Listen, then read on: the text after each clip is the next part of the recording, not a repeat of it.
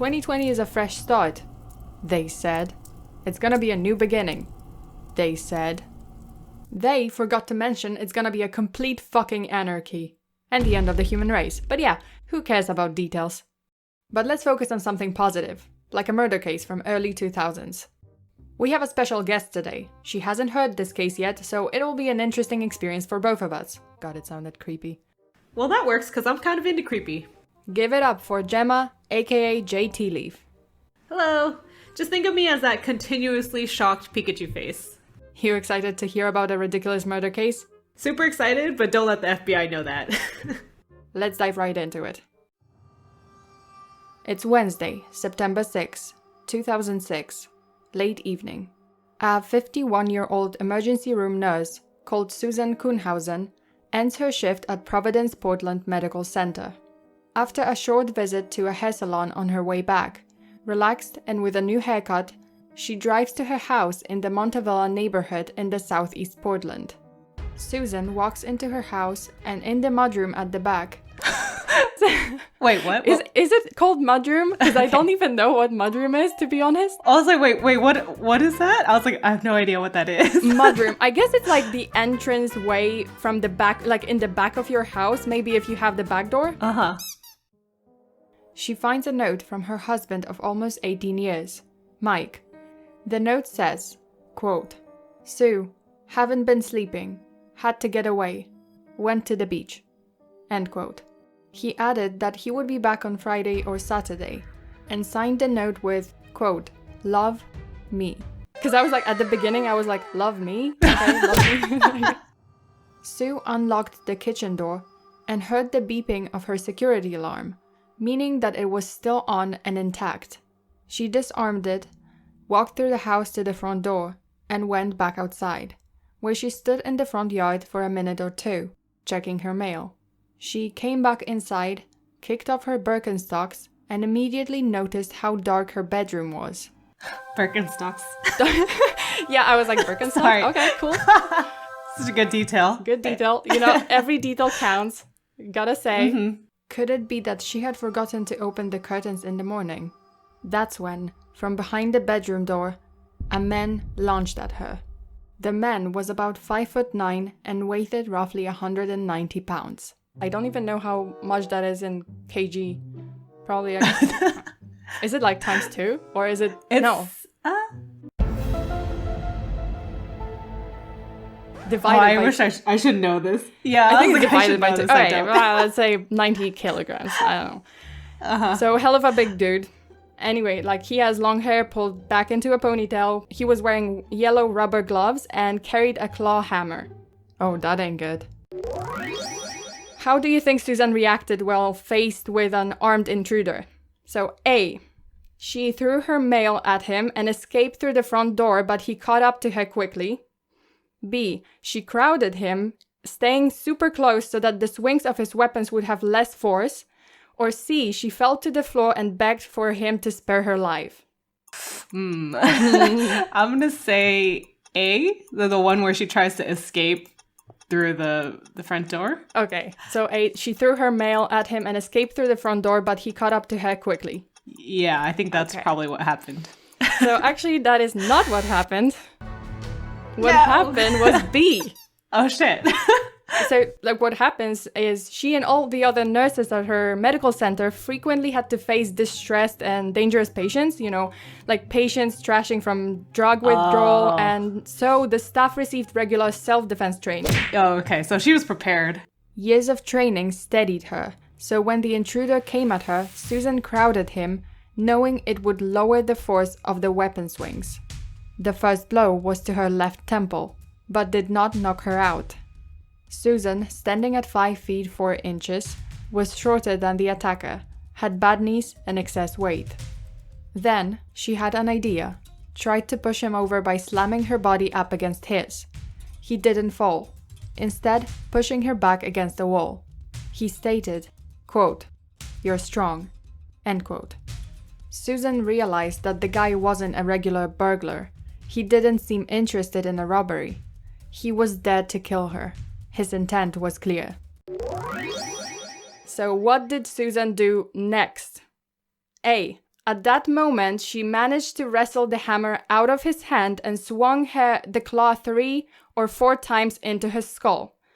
B. She slammed into him again, this time with incredible force, pushing the attacker right out the window. C. After another strike from him, she fell and pretended to be dead until he left. I don't think it's C. I mean...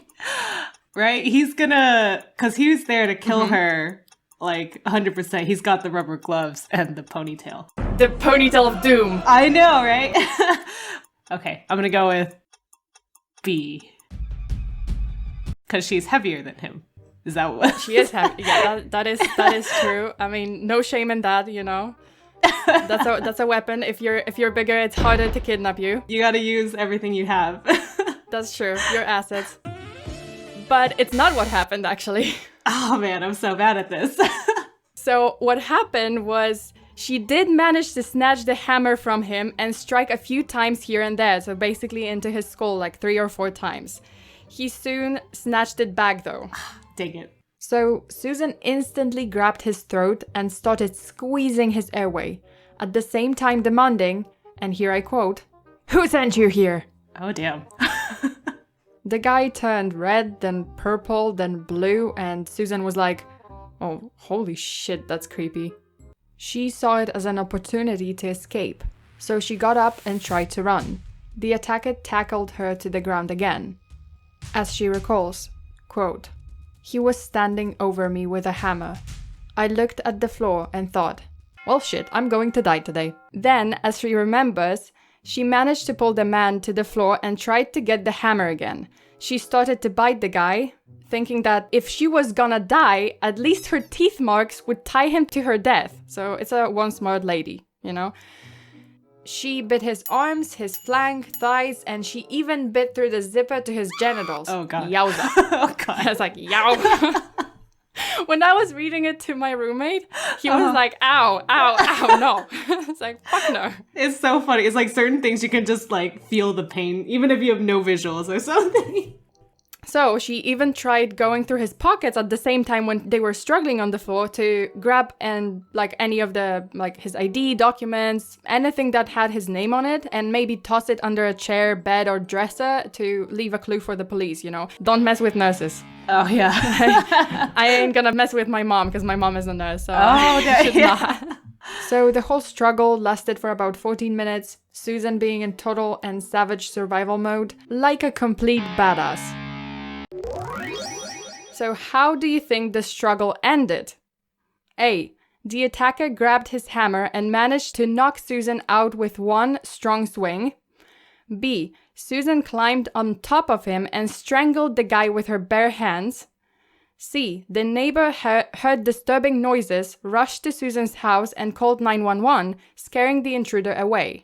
She's kind of losing in this tussle at this point because or is that not the case? Yeah, she's on the floor, she's struggling with him, she's kind of trying to, you know, already kind of thought about, okay, I'm gonna die, shit, gotta get the clues. It would be nice if the neighbor came. I just don't know how likely that is. Well, I mean, it's, you know, like it's likely, you know, like if the houses were kind of placed, you know, it's kind of like a suburban area, so residential area, maybe like they did hear it from, you know, like it would have been loud at least. Right, okay. Gonna go with C. The neighbor comes and hears the noises. So Susan climbs on top of his body and hooked her left arm around his neck. Oh my gosh, she's such a badass. Yeah, so, yeah, like, totally. Oh damn, my god, I was like, holy man, shit.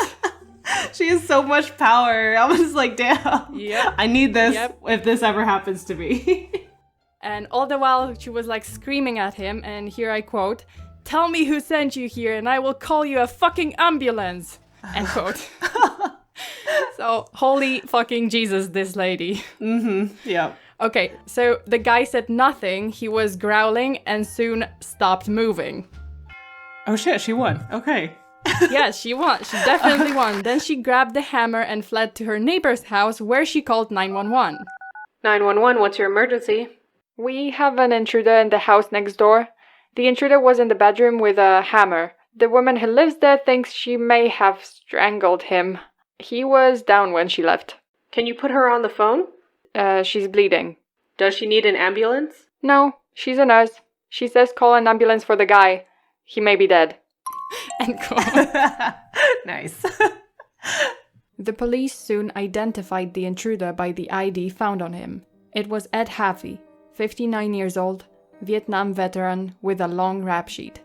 Court records revealed that Haffey spent 9 years in prison from 1994 to 2003 for a gruesome murder of his ex-girlfriend, Georgia Lee Dutton, 15 years earlier. But why would he attack Susan for no reason? Was there a link that Sue didn't know about? When Susan went back to the house with her friend the next day to pick up some stuff, in the basement they found a backpack that did not belong to her. Inside, among several insignificant things, was $200 in cash, daybook and pay stub made out to Haffey. There was an entry in the daybook on September 4th, 2006, marked Call Mike, and a manila envelope that listed Mike's new cell phone number. Yeah, it's kind of sus. A little bit suspicious.